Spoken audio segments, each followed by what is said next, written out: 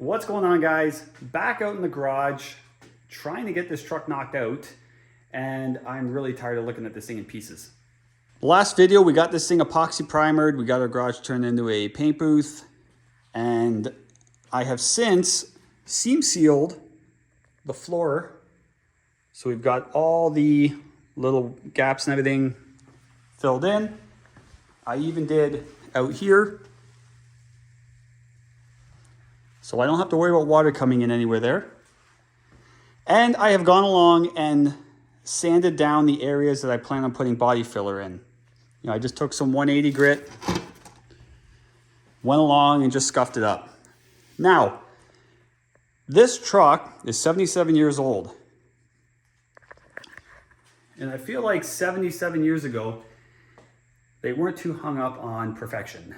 So I'm gonna make this truck look way better than it ever has. You look at areas like this, where the top half of the cab and the bottom half of the cab were welded together, like spot welded, you can see where all the spot welds were. You can see where all the spot welds are inside the jam.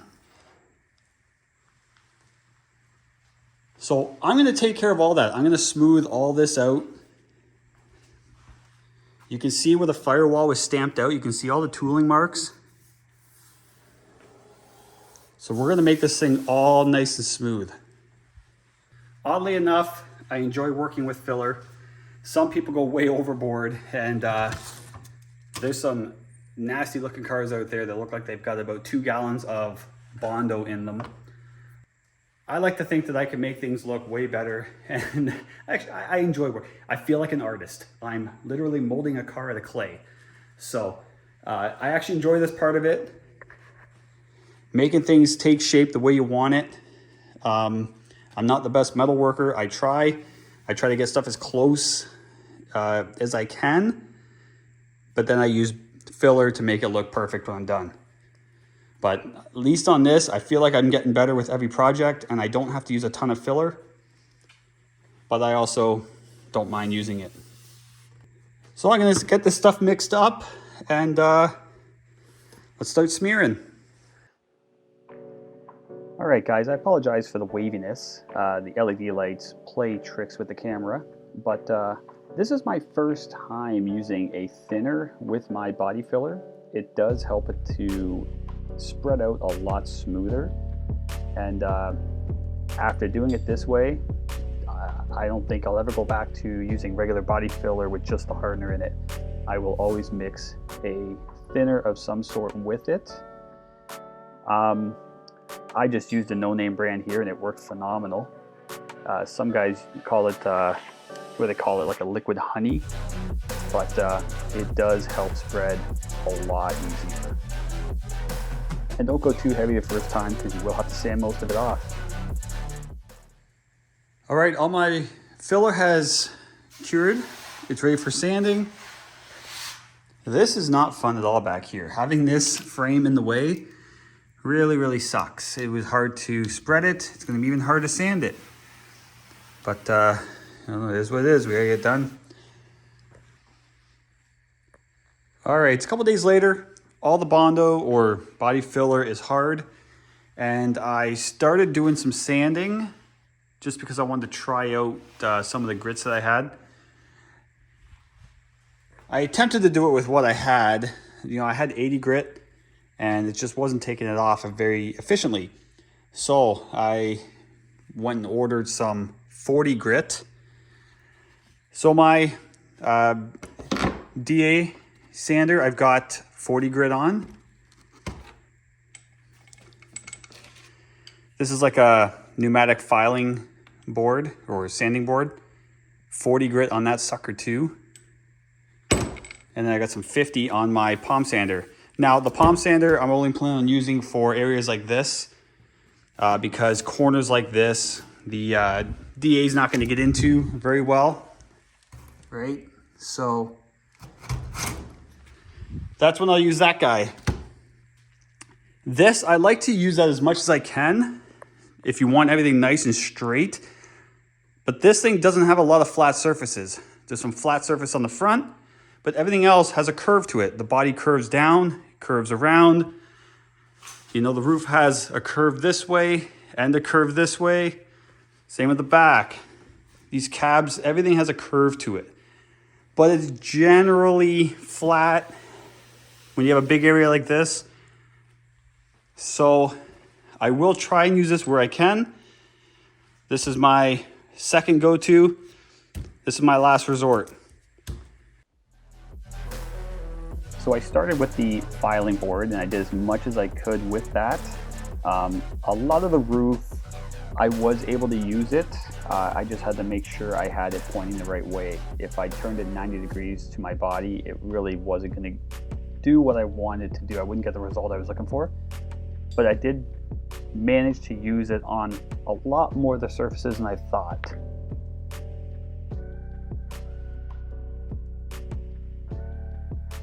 These filing boards are relatively inexpensive, so if you plan on doing a big job like this, definitely pick one up. You will not regret it. Here I switched to the DA to get some of the areas that had more of a curve to it. You can work a DA around a little bit better. It's still not perfect for getting into the tight little crevices and stuff, but I tried to do as much as I could with it because there was already going to be enough hand sanding with this. So that 40 grit's working way better. Definitely getting it right down to the metal where it needs to be. You could definitely see where my low spots are. They're not even touched by the sandpaper. And on the roof, like, I just go until I start to see metal come through and then I stop. And then you can see, you know, a bit of a low spot here and here. So we are making progress. Back is definitely a work in progress. This was the worst from the sandblasting. Everything was wavy. So this is what's going to require the most filling. Like, I am taking it right down to the metal on the highest points. And yeah, it's difficult. This, with the frame in the way, it is difficult to get in there and sand, but we're making it happen. And to get the cleanest transition from the cab to the door, what I like to do is just go right over with your filler, right, fill the crack in. You can always go and cut it back out after, but that way when you sand, it's nice and smooth from door to body. Up here is gonna be really good.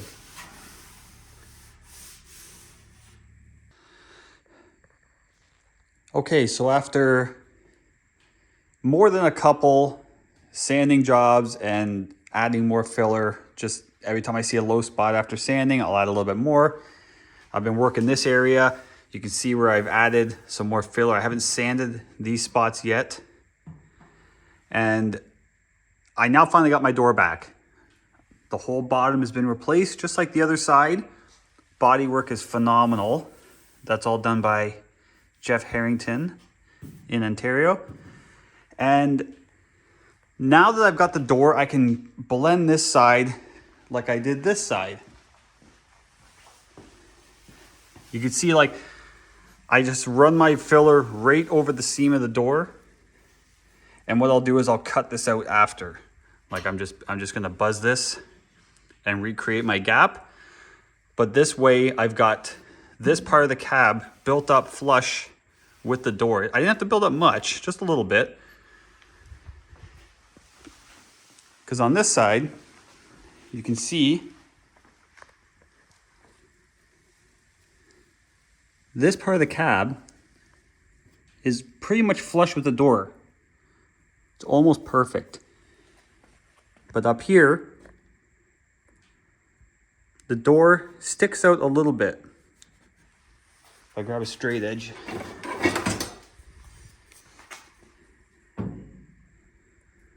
See how there's a bit of a gap there? Down here, it's perfect. So that gap, you know, I want this truck to look as smooth and perfect as possible. So I'm gonna give this a skim of filler. Down here, I don't really have to do anything. This is good. Up here though, with the door sticking out a little bit, like not much at all. Pretty much the thickness of this panel. So I'm gonna just give this a skim, and I'm gonna go right over the door, and then we can sand that down back. So this will be backed on the metal on the door, and this will be built up to the same height as the door. All right, so what you're gonna see here takes place over the course of a couple days, but I'm just smearing on my filler, going right over the seam between the body and the door. Then I'm taking my sanding board, just sand it all back down to the edge of the door starts appearing again. And then you just keep adding as you need to until you get it to the proper height.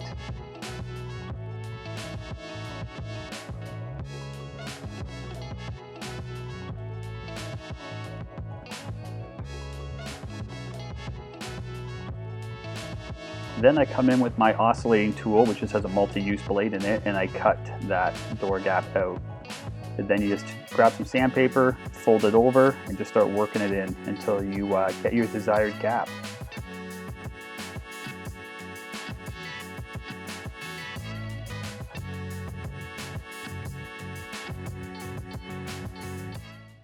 So after what felt like forever, I'm finally done sanding filler on the cabin doors.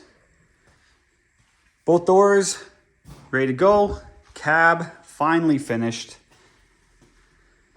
Lot of filler. Many coats, you know, you put on, sand it, find your low spots, add more, sand it, find your low spots, add more. And sanded a lot off. I went through 2 gallons of filler, but sanded a lot of it onto the floor. So I'm going to sweep this all up, and I want to see just how much I sanded off, because there is a lot. And the whole garage is covered in it. Glad I tarped it all off. So I'm going to get this swept up, even inside the cab. Look at this.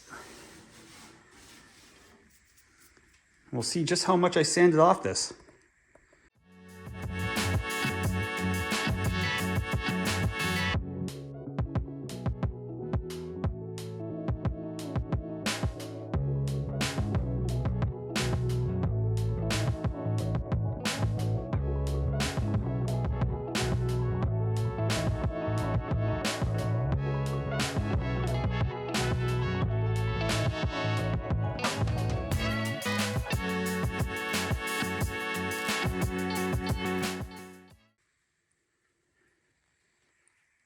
Now I can't get everything. There's going to be dust kind of everywhere, but I did get the bulk of it. That's a lot. So basically putting two gallons of filler on, I probably sanded 1 gallon off, because that's a 5-gallon pail. You know, I would say it's a quarter of a pail, but you know, I'm gonna basically take my leaf blower, open up the door, and blow this whole garage out. But next up, we got to get this thing in primer, and then about another month of sanding, because sanding takes a while, and I pick away at this thing in the evenings, so it takes a little bit to get this thing done, but we're gonna get it done. Okay, so what I'm using here is a 2K high build primer. I will be spraying 2 coats to start with, and then I'm not worrying about spraying the inside of the cab. I'm not as concerned about the inside of the cab as I am the outside. So I'm gonna spray 2 coats, sand it, spray 2 coats, sand it. What high build does is it fills in all the scratches left over from your 40 grit sandpaper, and it also will reveal any kind of low spots that you still have to deal with. And you can't skip this step. You have to use high build, and be generous with it.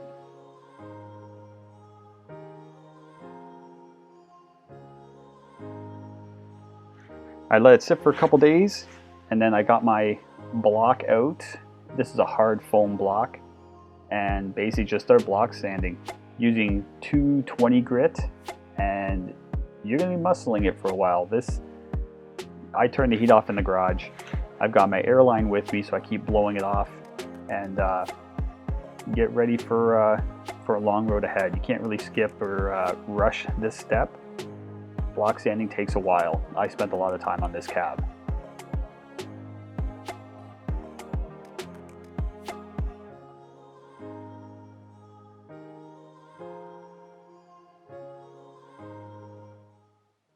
Okay, I just block sanded the roof, and the area that I was most concerned about is actually turning out the best.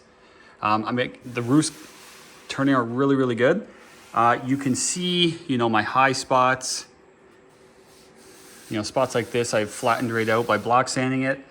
You see the odd low spot, the darker. You can see with the primer, I just buzzed it. So those are low spots. This, I actually didn't know was a problem, but I will actually have to put some filler in that. Same with the other pillar a little bit, but it's turning out good. It is a lot of work. This is probably gonna take me, I would say, the better part of 2 days to block all this and the doors. Block sanding is a lot of work, but it gives you the best results by using a nice flat surface. See, I've got a shorter one that works good for areas like this. But a long block like this with a little bit of flex works good for something that's not perfectly flat. But I mean, it's revealing areas like this where, this is factory metal. Like I did no work in here at all. But you see some spots, that's bare metal, and you see where the primer is starting to get smooth. But yeah, a lot of this up here, you can see my highs and lows. Here's a low spot. That's, in the primer, but that's metal right beside it. I've got a low spot here, but this is bare metal, so I can't go any lower with it. But I'm pretty sure if I just spray 2 more heavy coats of primer on this and block it out again, it'll fill all that in and we'll be good to go. But you can see how the primer is filling in all the scratch marks from the 40 grit that I used on the DA and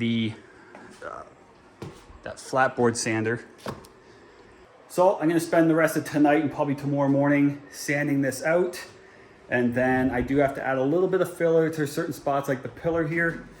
And then sand it, spray high build again, sand it again, and then we'll see where we're at.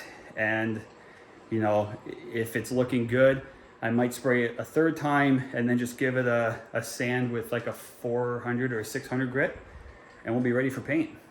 But this is what takes the longest, I feel.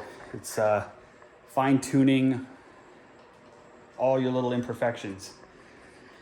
But we are getting there. Just a lot of muscling now. All right, the time has come. Finally get to start laying down some color. So I start by wetting the floor. You want to control dust in your whatever paint booth or garage you're painting out of. So I always lay down water just to control dust movement. You'll see I just sprayed the door with a sealer. That gives everything just kind of like a uniform color to start with.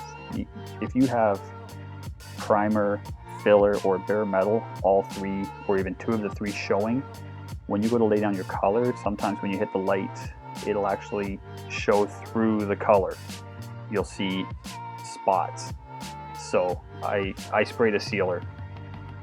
Now here I'm only doing the door and the inside of the cab, because to try and spray the inside and the outside at the same time, you're asking for poor results. Because by the time you finish spraying the inside, your overspray on the outside is already dried and is now textured.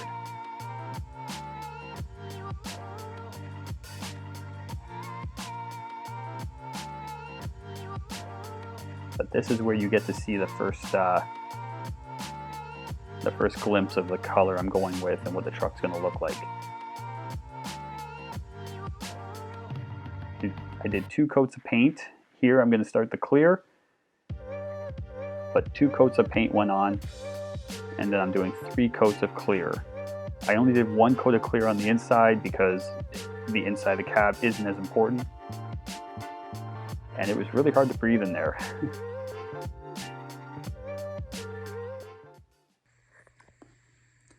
Okay guys, it's the next morning. Check that out.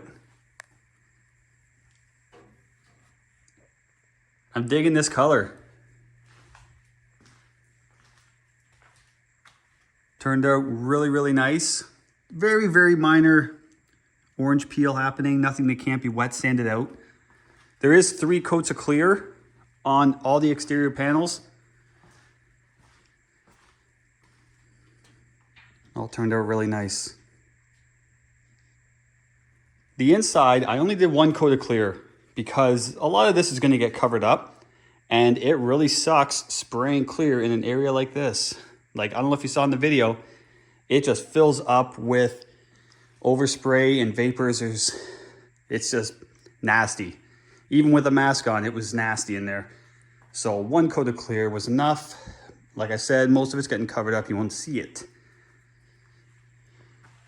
But that is the color. Now, make sure you have a good mask. There's some heroes out there that like to just use an N95 or nothing at all. These were white when I started. And basically, I will have to replace those before I paint next because it's going to be hard to breathe through those again. But make sure you have a good mask. Now that I have the inside of the cab done, I'm going to get all the stuff I painted, all these small parts, I'm going to get out of here, get the door out, get that door sanded, hanging, and I'm going to sand the whole outside of the cab right up to the edge of the window here because I'm going to mask this all off. And like this is all dry, I can sand this now. So I'm going to hit this all with 400 grit. You know, this guy makes it all pretty quick. And we'll get the outside painted.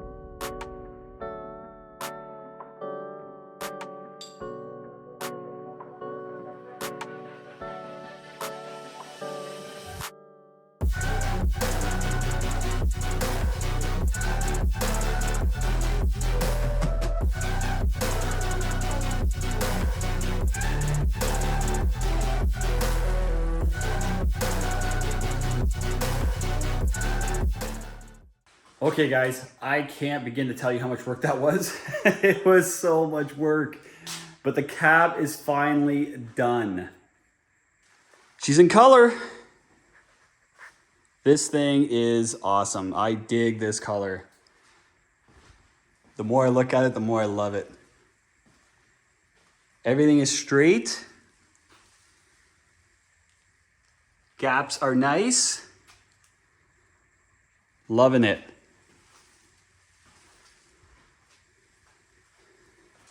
Chassis was a pain in the butt to unwrap. All that is from the chassis. All of that sticky plastic that I used, nightmare to get off. Ugh. It was a lot of work. Me and my son were out here for a couple hours getting it all off everything. But I really didn't want to have the cage the same color as the chassis, and I think I made the right call. Now, the truck's not perfect. There is some orange peel going on. There is a few runs. It will get taken care of. You know, you can see the orange peel. I don't know why I was having such a hard time getting it to lay flat. Some areas laid a lot better than others. But this is all gonna get wet sanded. That's why I did 3 good coats of clear. So, because we're basically gonna sand one of those layers down. But all in all, not too bad. Remember, I'm not a pro, but I like doing stuff myself as much as I can. So, I mean, any mistakes are my mistakes. But a good wet sand should take care of most of that. If there's the odd imperfection, I can live with that. Because if I was to take this to a body shop, probably well over 10 grand to get this thing painted. And I mean, it's a lot of time. Body shops deserve to get paid what they get paid, because this is not fun work. It's a lot of work, it's a lot of sanding, it's a lot of mess. And I mean, if you're up for it, great. But there's a reason why body shops charge what they do, because it takes a lot of skill, it takes a lot of time, it takes a lot of work. And I mean, but if you don't have a lot of money, sometimes you got to try and tackle it yourself, and you know, hopefully it turns out. And I like how this has turned out. It's not perfect, but it'll be darn close when I'm done.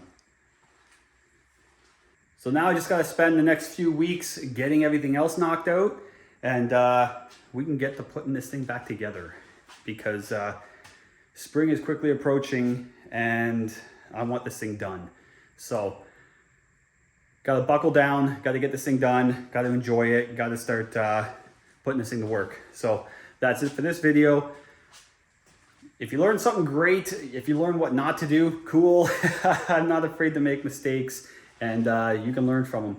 But no, this turned out good. I'm enjoying this. And like I said, I'm really digging this color. But that'll wrap up this video. We'll see you